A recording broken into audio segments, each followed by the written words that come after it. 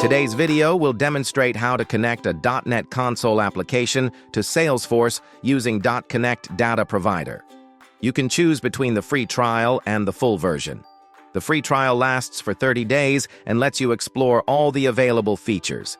It cannot be used for commercial projects and does not require a license key.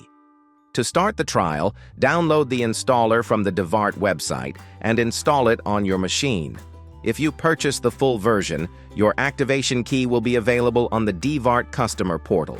To get started, you must create a new console application project in Visual Studio. Before diving into coding, let's first view data directly from Salesforce. In Visual Studio, open the Server Explorer to establish a connection. Right-click on Data Connections and select Add Connection. In the Add Connection window, select Salesforce as the data source. For this example, we will use the username and password authentication type. Enter your Salesforce connection string and click Test Connection to verify the correct configuration. Note that the dotConnect Data Provider also supports other authentication methods, such as Refresh Token or Session ID, for added flexibility. Once connected, expand the Salesforce connection to view all the tables. For example, open the Account table to explore its fields.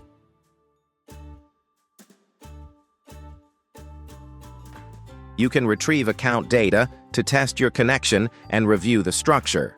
Now that your connection is tested and your data is visible, you're ready to integrate Salesforce data directly into your .NET application.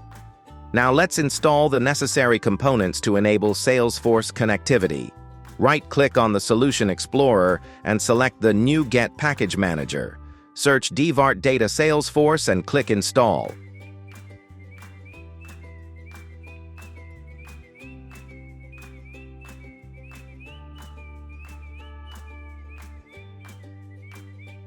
Your project is ready to work.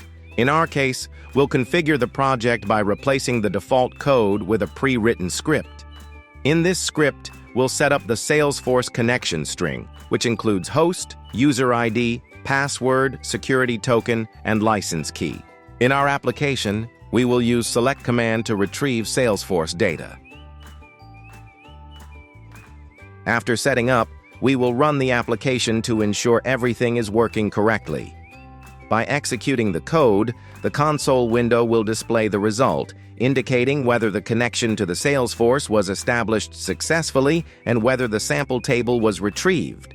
This tutorial covered the essential steps to connect .NET Console application to Salesforce using dotConnect for Salesforce. Thank you for watching this tutorial. We hope you found it helpful. Feel free to share the video with anyone who might benefit from it.